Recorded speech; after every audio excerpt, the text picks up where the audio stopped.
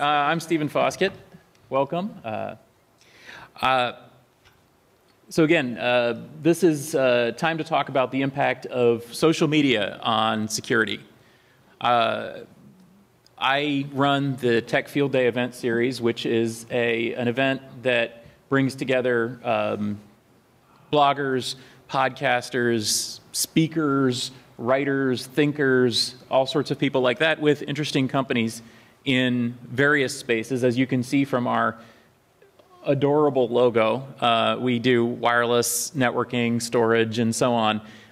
We are very, very pleased to be here joining you all for InfoSec World. So again, I'm Stephen Foskett. You can find me online at sfoskett on Twitter. I have a blog, blog.fosketts.net, where I write about anything that I'm interested in. And I am not a security blogger, but these guys are. So I'm going to be the moderator of this, and I'll try to shut up as much as possible. And I'll try to get them to shut up as much as possible, too, so that everybody can get a word in. But let's introduce ourselves, too. So why don't we start with Brandon? Sure.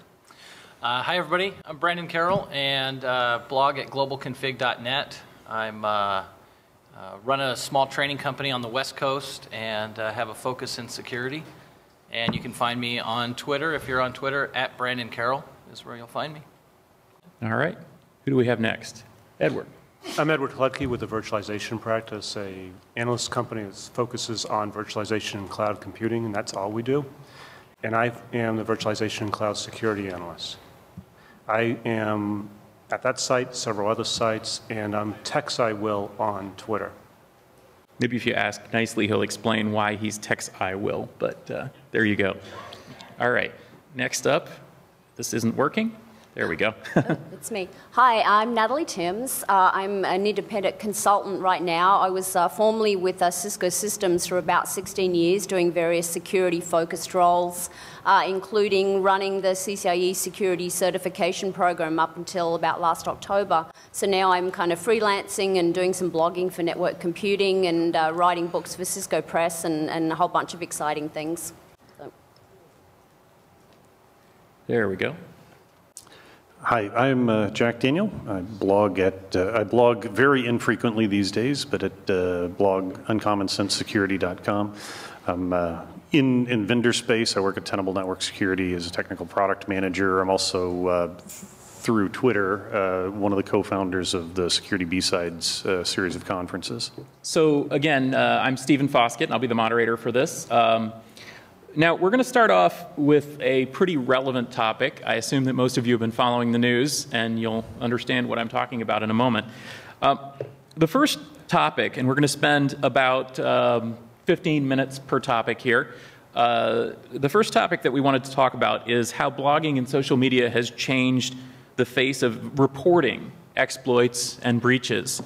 It seems like we are finding out about them more often. We're finding out about them quicker. They're being spread very, very broadly. You know, we're starting to see even mainstream people writing and speaking about things that once were a niche topic, exploits and breaches. Who wants to start off with how social media has changed reporting? So I don't think it's changed a lot, but I think there are other things at play at the same time. So a lot of reporting, I think, is not done at all publicly. You know, there's too much money in vulnerability discovery, and so a lot of people don't discover it. What I think has happened is the stuff that does get public gets spread very quickly through blogs. You often see new breach stuff hours before anywhere else on Twitter, and then it'll start to show up Facebook and some other places. By the next day, there will be a lot of bloggers who've weighed in on it, and a few of them are usually even correct about it. And then a few days later, it makes mainstream media, if ever. Yeah, and what we see too is that because of the speed that sound carries through social media, information like this is being released to the general public far before it's had a chance to filter through lawyers and internal processes. So it may be good from a consumer standpoint that we're learning about these things more quickly, but it definitely has a business impact. Maybe because there's a lot of distrust in business practices, and I think, people want to get the word out as soon as possible. It's really, almost this idea of, trying to publicly shame companies to force them to actually act on things, and I think maybe people don't want to wait that long for, the wheels of business and justice to run. They want to let folks know if there's been potential vulnerabilities and things. And a lot of them want to share what they found. I mean, I know a lot of people that do research, and I also know a lot of people that get attacked. And in certain spaces, if they get attacked and they find it and they solve it, they want to share. It's like, look, I just got this attack from this location, and it shows up on Twitter that moment. That's how they get it out there, or it may show up on Facebook or even Google+. And that's how you can, if you're mining that stream, it becomes another stream, but you have to be really careful when you pay attention to it. And that is because there's also a lot of FUD out there, and there's a lot of attackers doing the exact same thing. So you get a mixed message. It's not just the good guys. It's also the bad guys. Mm-hmm. So, but what about social media specifically? Now, a lot of this stuff could have been done with more traditional media types. Do you think that social media makes it easier? Does it spread the message wider? Yeah, I think so, because now everyone has a voice. Everyone has something in their hand that they can relay a message on. It's their voice. I mean, nothing really is private anymore. It's just a forum for you to as soon as you know something, you can get it out there. And you look at where traditional media is picking up information from private blogs these days, because it's a direct link to the information. Whereas before, the staffing with traditional media was built to have people investigating these things and studying these things, and we've seen a big downsize in traditional media, and so I think because of that, it makes it a lot easier to get that information through private blogs. So there's more information. Yeah. What about Absolutely. vetting, though? What about vetting the information? It doesn't really exist. It's based on reputation these days. So if you have a really good reputation, they're going to hit the mainstream medias, they're going to go to you first. And if they can't find anything else, they'll just go down the food chain. And it's all based on reputation. Yeah, instead of having a chain of editors and fact checkers and so on, in a way, we are the editors and fact checkers. So, you have to take that initial report with a grain of salt, but pretty quickly we can converge on the truth by all sharing the information, investigating it ourselves, and I think one of the most exciting things is sometimes. Huh? Sometimes we can do that quickly, and other times we're still trying to wonder if we need to pull the sound cards out of our PCs, right? Is bad BIOS real? Mm-hmm. It is interesting to think of how a small voice can rise up, though. You have just one person reporting something that everybody else needs to know, and that information can get out widely and quickly. Absolutely, and it's you start in one location, let's say a Twitter post, 140 characters, just found this breach from this location. That'll get into somebody else's reputation stream for one of the major firewalls out there. It'll get up to another, your followers will retweet that, and then they'll retweet. And it's actually, if you have like 5,000 followers, they're all going to do something. So now you have their followers and then their followers and so forth. Yeah. It's very fast. There's an amplification. And in some places, I think that what happens is, we all watch different people, but we'll pick up something, we amplify the message, we pack it around. But also, once this is public, one of the things that happens towards your comment about vetting quickly is, Brian Krebs will have one of his cryptic tweets that says, "Stay tuned for another big breach," which turns out to be the California DMV.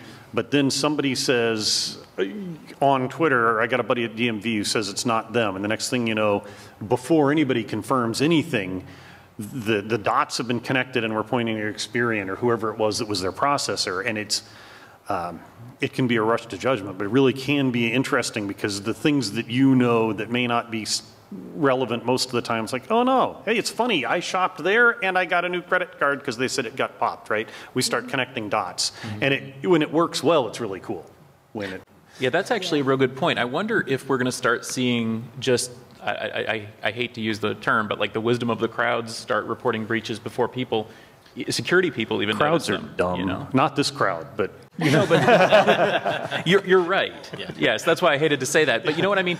I'm wondering if we start seeing people, as they use new social media techniques, you know, posting on Facebook, posting on Twitter, oh my gosh, you know, I just got a call from my credit card company, and suddenly people start noticing things before we even notice them. I've actually seen tweets like that Yeah. already.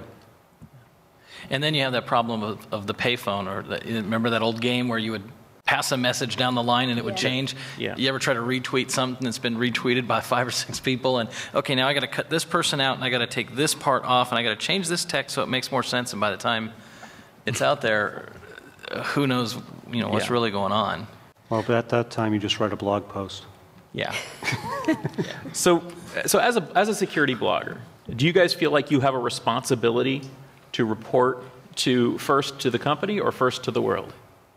I think it depends on the breach you find. Yeah, exactly. If it's egregious enough, you want to give the organization, the vendor, or the organization a chance to respond on their own. If it's not something that's kind of like the credit card, or kind of like, I found this on my own systems, I may want to do that immediately. But there's some breaches that you want to at least give them the heads up first.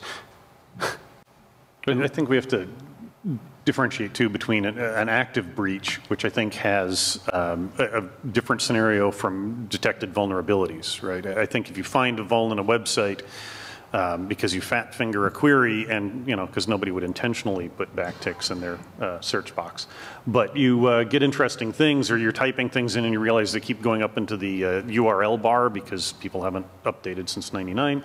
You know, those sort of things, it's worth a heads up if there's not active compromise. If you're doing your own vanity searches and find, I don't recommend Googling your own credit card number, but were you to do that and find it on a paste bin paste, tell the world, because everybody else is out there too. You know, is there active current harm happening? And I think in that case, warning all the victims, which includes the end users, may take precedence. If it doesn't appear to be out there in the wild, if people don't know it yet, especially if you have access to privileged information, which we haven't really talked about here, but if you're in this room, if you're at this conference, you have access to privileged information.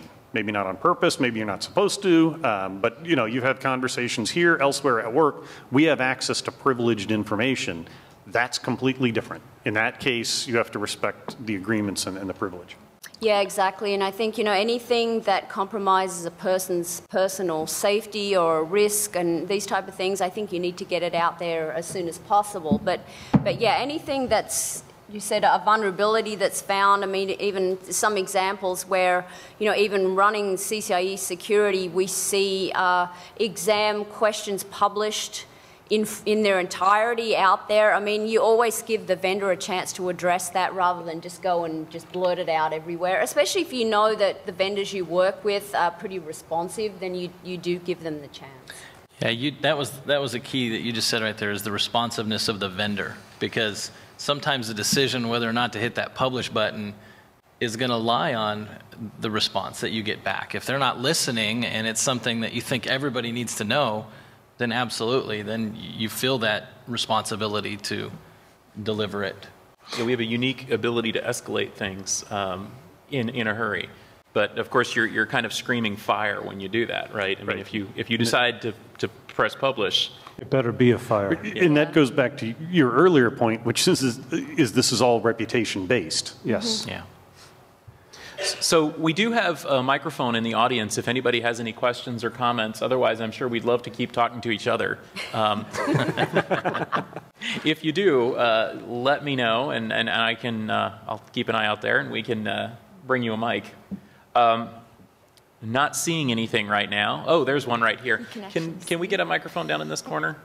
While we're waiting for the microphone, the vulnerability that you find, if it's something that you're going to give to a vendor first and say, please address this, you may have to wait and depend on how you got that information to actually do the exploit. If you got it through an NDA or you got it through privileged information, pushing that out to the wild will actually hurt your reputation.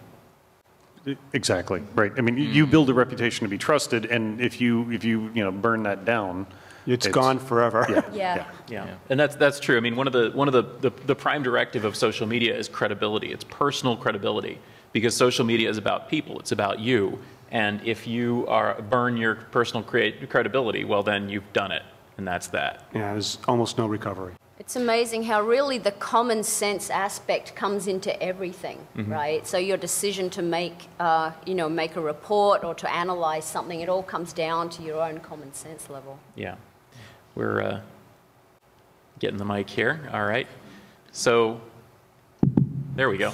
Excellent. Hi. We've seen, and unfortunately way too many times, that sometimes so-called mainstream media has information that is woefully incorrect, especially related to breaches and protocols, and it happens a lot in security. How do you guys, is there a way to help that? How do we prevent that from happening? And I don't want to name any names, but yeah, I mean, major publications have done that. There's recent examples of a few articles that were completely wrong in the technical information that was published. I think we have to try to build relationships with credible people, and that's tricky. And one of the problems in modern mainstream media is that the 24-hour news cycle is a machine which must be fed, and like a lot of American diets, it'll dine on junk food just as well as it will on good stuff. And there's a challenge. So speaking of reputation, I have a reputation for being a little on the candid side. So Greg Evans still occasionally gets quoted, the world's #1 hacker, who's just utter nonsense. And one of the highlights of the past year, whether or not you agree with Dave's politics, his technical skill is stunning. We have Dave Kennedy, at least now, is testified before Congress, and he's all over the news, cable news. And so we have a credible source out there. And we have one of those. And what we need to do, I think, is celebrate and support rational conversation. And the problem I think that a lot of us have is we get so frustrated, we tell. We send a hate mail to the local Fox or NBC affiliate and say, you're a bunch of morons, and then we wonder why they don't listen to us when we call to correct them, right? And it's like the political diatribes that that go out. It's like, I think there are better sources than that one. I'm not sure that was completely accurate. I know you were working under deadline, but if you would ever like to reach out next time, I would be happy to provide context. And back to the idea that crowds are stupid too. I mean, crowds can also breed hysteria and just plain wrong information. I mean, I'm sure we've seen a lot of that in terms of specific security tactics that people should take. Don't click this, don't go there. People believe wrong things. They believe them because they want to believe them, and they're interesting and they want to share them. And that's a big risk too. So a friend of mine said the other day that he thought every link on Facebook should go to Snopes. Yeah. Yeah, totally. Yeah. By the way, nobody has ever been killed by Halloween candy. Let's just leave it there. So let's flip this on its head. So we talked about reporting of exploits. How about creating exploits? And this is one of those things too. I mean, essentially, one of the mechanisms that's leading to this whole world is the fact that just like anyone's small voice can reach up and point out there's a problem here, we've got to fix that, or we've got to be aware of that. Somebody's small voice can reach out and say, hey guys, I found something. Let's do something with this. Social media can lead to the creation of exploits. How should we do this? How should we deal with this? Patch our own stuff, and then I guess dot. That's a tough question, because I guess it depends on the angle that you're looking at, right? Are we talking about the exploits that are created by our end users using social media? I mean, Is it organizational? Is it personal? Are you looking, what aspect are you looking at from a security perspective is actually very important as well.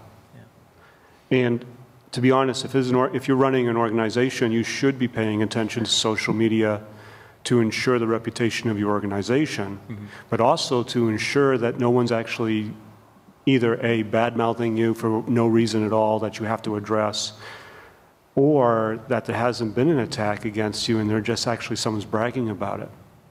But you also need to take those with a piece of salt. Because they may just be trying to warp your mind anyways by saying, hey, we hacked you, and they didn't. Yeah, trying to get you to disclose things that aren't really there, and then you're actually giving them the information. And I guess, just by, people like us having accounts on Facebook, or you work in an organization where you could be somewhat well known, and people can track you down to look to see specifically what you're posting, or at least maybe try to invite you to be part of a group and then try to get information out of you. So yeah, you need to be careful as to who you entertain when you're on those sites. Yeah, and who you connect to. I know there's been a big, there's been a rash of fake LinkedIn accounts where people are using it either to harvest the social networks of LinkedIn or perhaps for other reasons. That's one reason that you guys, by the way, if you're getting a LinkedIn request from people you've never met, it actually could be that it's a fake request in order to harvest your social network. So one thing you have to be really careful about, either for a business, because remember, business accounts can also have business LinkedIn, and they're going to link to other people as well. And so do you do personally. On Google+, Twitter, LinkedIn, Facebook, you just got to be careful who you like, who you follow, who you connect to, because if you don't, they got access to everything. I mean, everything.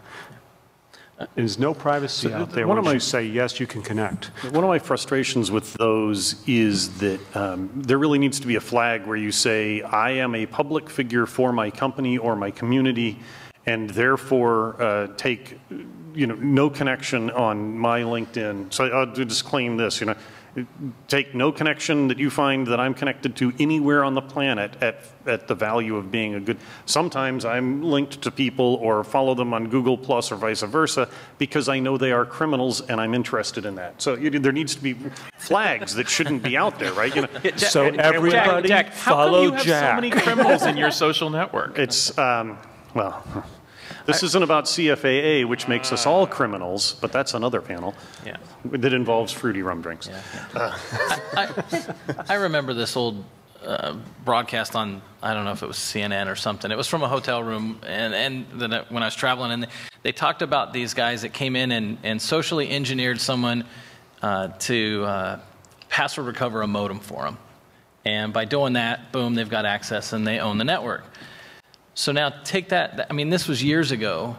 Now take that to today, that social engineering aspect, but then it's somebody that you've liked on Facebook or on LinkedIn, and now they know all about you. I think we were talking about the high school reunion, and you can go, you hear somebody on Facebook says they're going to a high school reunion. Well, now I can go get the yearbook from those years, and I can get in touch with them. And, hey, I'm any of those people you went to school with, and now we're sharing information, and now I can use that information because I know, because of LinkedIn, the position that you're in at work. And by the way, this is a documented case that actually at a bank, someone did that. They said, hey, I'm going to a party for my reunion. Someone social engineered them and came within about a foot of getting into the vault. They were stopped by the manager saying, who are you? Yeah, so essentially we have, the biggest social networks on the planet, right? We've got Facebook and we've got LinkedIn, and they are just wonderful resources for phishing. They really are hackers. It's a gold dream mine. time. It's a gold mine, yeah. But I mean, you look, there's some statistics that I wrote down that talked about 91% of the Gen Y students and workers think that the age of privacy is over. It doesn't exist to them anymore. So, I mean, you've got this big blur between private lives and work, and that causes a lot of damage to organizations when people start to bring that. I mean, that's why we have this whole BYOD thing going on, and identity management, and why that's such a big deal is because people have blurred the lines of what belongs in a workplace and what doesn't. And that's a huge security issue. We have a question out there. Yeah, we have a question here in the audience. Yeah, what about what could probably be called the Chicken Little effect, where we always talk about the security problems, And because I remember having lunch with a computer professional who's not here today. And I owed him some money. I said, can I PayPal you the money? And he says, oh, I don't use PayPal. Somebody could steal my credit card. But I'm going to buy you lunch. And he hands his credit card to the server, who then walks takes it to away the back with room. it. Yeah. Do you sometimes think there's too much warning out there? Yeah, that's kind of what I was trying to get at before about this, like these things, these crazy things people believe. People believe all sorts of nonsense, not just about security, but all sorts of, health-related things, and, there's these fads. How does that affect what we're doing here too? I mean, we can't just scare people. Well, and again, it's about the reputation. It's how you bring these issues to light. If you find a good source of information, and to be honest, this is really what it's about as an auditor, as a security professional, even as a blogger, as a social media expert, you really need good intelligence, good sources of information, and you're going to be searching for those throughout all aspects of this. And it's all going to be reputation-based, but it's also going to be, and to the point of the Chicken Little, it's actually a lot of situational awareness as well. You need to know what's going on around you. Yeah, a lot of times, your own intuition comes into play. And also, I mean, it's like getting a bad diagnosis at a doctor. I mean, you want to get a second opinion, and see if other people agree. Because let's face it, I mean, the media today, everything's about drama. I mean, if it's not drama, people aren't interested, so they want to make things, as terrible as possible to get people's attention. Everything's so negative, and it's like, oh my God. So I mean, sometimes you need to take a step back, get your credible sources, and get more than one opinion, and then let your own intuition and your own knowledge kick in and make a decision. That assumes that people have intuition and knowledge, though. I mean, one of the saddest things about all this, right, is that a lot of people are they just have no idea. They don't have any idea how any of this stuff works. They don't have any idea what they're agreeing to, and they're opening themselves up to so much, Yeah, definitely, because I think, a lot of folks, we've given them this internet thing, and they can talk and do whatever they want, but then in a way it's almost like giving, running an important business and giving it to a child, because they don't have all the knowledge and they don't have all the tools to be able to use it. And I think they do impart a lot of trust onto the people that host the sites. It's like we talked about last night with Facebook, how they're always changing things, and you think you might have your settings one way, but then the next day they're changed. And most folks don't even know. I mean, they're just trusting that it's going to be fine.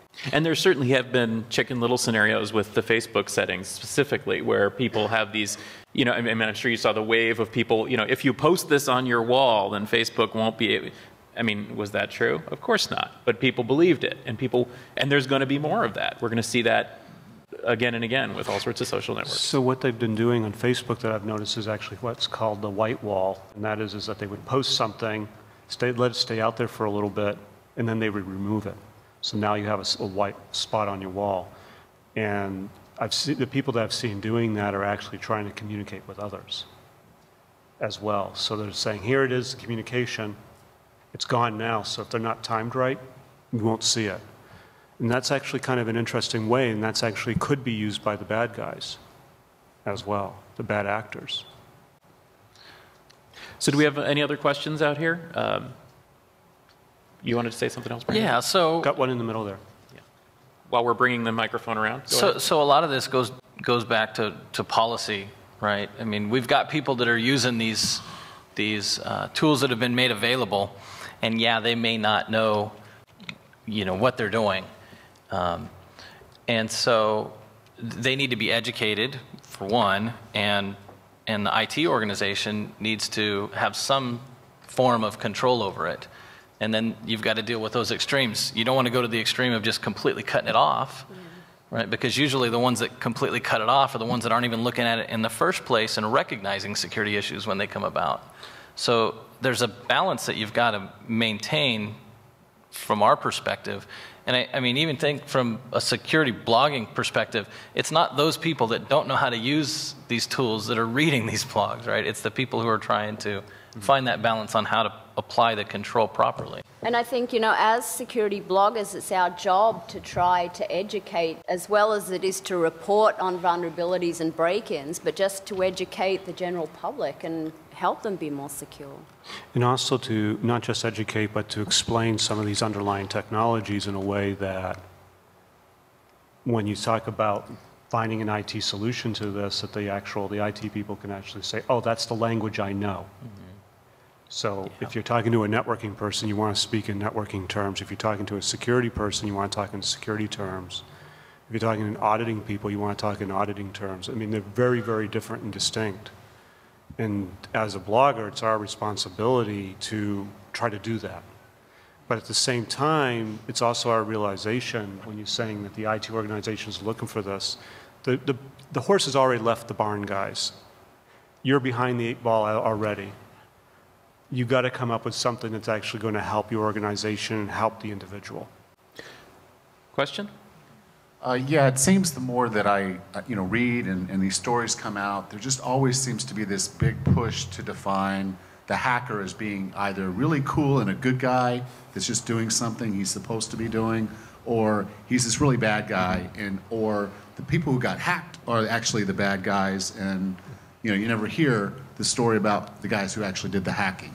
And so how do you balance your reporting such that we actually kind of get to the meat of, who's the victim, who's responsible, was this really a good hack, a bad hack, and so forth? There are hours worth of conversation in there. But yeah, so the word hacker, we've lost control of that. Those of us that, hang out at DEF CON and B-Sides and other hacker cons, we've lost control of that in mainstream media. It generally means bad things to bad people. And we are in danger of losing the word security researcher to that same community, to that same mindset, because that now means mercenary to a lot of businesses. But what you're talking about, one of the problems is I am not a fan of victim shaming. But I'm not as adamant as some people because, pick one, Neiman Marcus. All right, Neiman Marcus, they ignored 60,000 alerts. Mm-hmm. Have any of you looked at how many alerts come into your enterprise SIM on a daily basis? Is 60,000 necessarily a big number? No. No. The tens of thousands I generate in my home lab are, so we don't know. But here's the one thing I will say. We don't know exactly how bad they were, but we also know that Neiman Marcus was entrusted with customer-sensitive data, and they violated a trust, and therefore there is some level of negligence on their part. I'm still not saying it's cool to do victim shaming, but it's like people that say, attack back, Counter-Strike. It's like, well, they're innocent, you're attacking innocent victims. Well, if you're on the internet, you have a responsibility to the internet society to keep your stuff secure. And whether or not you got popped by 0 day and you had no control over it and what you did to mitigate it, it's a lot of gray area. But I think that, outright making fun of Target or making fun of end users for having bad passwords is just bad. Yes. But saying you were entrusted by your customers and you may have violated that trust, I think raises the challenge without coming out and, calling them poopy heads or something. So do you think that companies have a greater responsibility for security than individuals because of that? Actually, no. I think that the individual needs to actually step up their game to understand what they're doing to protect themselves. A lot of the reason being is the laws that have been passed about privacy and about everything else is something that the people need to know about. And that's a legal issue. And if they don't, ignorance of the law does not mean the law does not exist. And there's a lot of companies right now that they do practices to defend themselves against lawsuit. So you can go into a store right now and they won't even ask for look at your signature on your credit card. Matter of fact, they won't even touch it. And that's because they don't want the legal responsibility. So you got to step up your game yourself. But at the same time, corporations need to actually are responsible for a certain amount of that. They're holding your data. Yeah, you can't expect an individual to be responsible for, I mean, you provide a credit card as a form of payment. You have to make a payment, and somebody's going to accept that form of payment. Now, whoever accepts it, they have the responsibility to protect that data. Absolutely. Right? But That's you also not- have a responsibility to know where it's, who you're handling it to, Yeah. how it's being handled and stuff like that. Yeah, but how many people are going to do that for every single retail There is outfit that they a go with? resource issue there. As an organization, we can pool resources to address this more effectively than we can as individuals, unless you're speaking about individuals in this room, right? And our responsibility to educate people, or us as social media or bloggers, and our responsibility to educate. But the idea, you know, to your point, the idea that somebody else is going to solve this for us, no matter what this we're talking about, is not one that has a good ending. Never has. And maybe, you know, part of it comes from, you know, personal information that's stolen. If there was a way to, I guess, you know, make that sort of information less likely to be used somewhere else, so tighter controls. For example, you know, someone steals your social security number and then you go and apply for a loan or buy a car with somebody's social security number. If there's better controls as to how that information's used, then that information becomes less valuable. So, you know, we try to, you know, address it from the other side of the problem too, and that could help. But another answer to your question is if I'm going to be writing about something, I'm not going to be looking at the victims. I'm going to be looking at the underlying breach of technology and how to mitigate it from an architecture perspective, and basically how you would need to rechange your whole environment or look at a specific part of it to say, hey, what if you did this instead? Or looking more forward, we need a different tool or a better tool that actually can recognize that within a 5-minute time frame, maybe, or 2-minute time frame. Does that exist? If it does, here's some suggestions on how to put it in your environment. So I'm not looking at blame, I'm not looking at the victim, I'm looking at the attack and saying, hey, what can I do about it? As if it was attacking me personally. So let's transition here in the last few minutes. We've only got about 5 minutes left. What do you say to the people in the audience? How can they get more involved in blogging, social media, and what is the value to them in getting more involved in this? Don't all speak at once. Well, if you want to write about security, and you want to be involved, and you want to get your ideas out, the best thing to do is get a WordPress.com or a Blogger.com account or wherever, and just start writing. It's not about followers. It's not about anything else. The best blogs I have read have actually been notes about things people have done to mitigate problems. Yeah. And that way, people can follow the same path. It's, in other ways, it's instead of using a notepad, which we all did up here, by the way, we just put it on our blog page and said, hey, here's something I did. And by the way, some of the ones that I've done, I've come back to over and over again a couple of years later when I had to re-implement that, because something changed in my environment. I have a recommendation. I like that, you know, I still run on just a blogger because I blog for amusement. I'm also on podcasts and other things that are done a lot more professionally. Put a little bit of thought into what's going to happen if a lot of people ever read your stuff, if you ever get the Slashdot effect. Think about what information you're putting out there, whether or not you're in a role like I am where you're paid to be publicly visible, or whether you need a little more privacy. Turn on two-factor authentication on your blog. Turn on, you know, just because if you have that one thing, you find something, you do some good commentary, you find something weird, and, you know, and you've got a lot of volume, suddenly you have a valuable property. And you Google Authenticator or, you know, SMS, you turn that on and think about it. You know, I made the mistake of, not a mistake, I'm okay with it, but it's caused pain. A couple of years ago, a group of friends and I started our research on stress and burnout. And so we exposed ourselves to a large portion of the security community at RSA, at B-Sides, in online, a lot of places, with the research we were doing, and a lot of people reached out to us. And through the years, not really thinking about it, many years ago, I was more open about things, and so there are people that I wish didn't have direct connection to me that do, and, you know, phone rings at odd times and it's somebody with actual mental health issues, and I'm not a qualified person to handle that. Think that extreme, because 5 minutes as you're setting up your blog will make the difference as to whether or not somebody is going to get there. And yeah, to factor off everything. Yeah. I'd also say too that if it's something that you're thinking about doing or you have an interest in, you can't be afraid that you're going to be wrong about something. Because you're going to be, I mean, it's going to happen. You're going to put something out there, and then you're going to get 50 replies back going, what are you thinking? Because you're wrong. And when that happens, just own it. Yeah. You just move on. But don't rule out the microblogging. There's a lot of community there, Twitter especially, right? You get conversations going there, and 140 characters or less, and then those turn into bigger conversations, and it's a great transition into a blog post when you've got a good conversation there, topic that people want to hear about.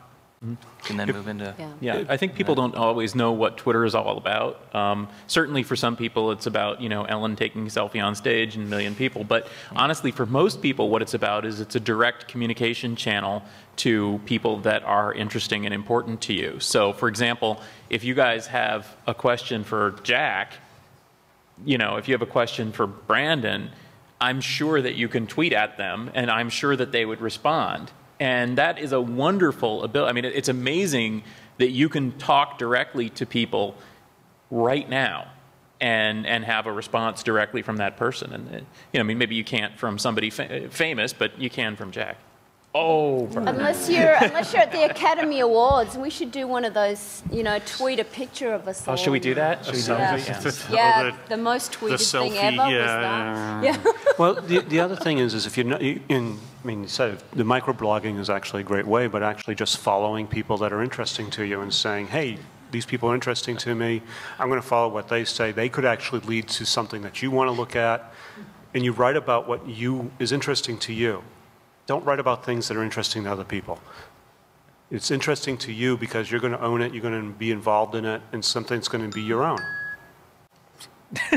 Hey, one quick thing. There are a lot of guides on how to use Twitter, and they're all wrong. Yeah. Everyone. So if you maybe take a look at a couple of them. Some people are really wound up about the proper way to retweet, and you just there's some common sense etiquette that you can think of. You know, if you retweet, give people credit for stuff, but.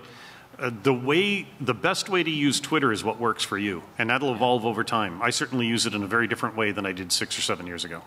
Oh, absolutely. Yep. Yeah, so let me just reiterate that this is something I actually do know something about, is blogging and Twitter and all that. I think it's important for everybody to know, yeah, if you do decide to do this, you know, don't do it for fortune. Don't even do it for fame. Do it to be part of the community, you know.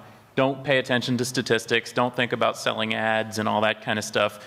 Just share your information and talk to people and be part of it. The whole point of social media is that it's about people. It's like Soylent Green, right? It's made of people. And so we're supposed to, you're supposed to be people. I'm stealing that.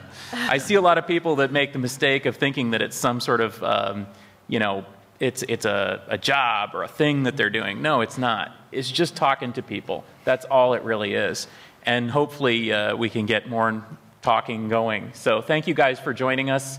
I really, really appreciate having all of you show up and talk to us. And thank you to the panel. Again, Brandon, Jack, Natalie, Edward. Thank you.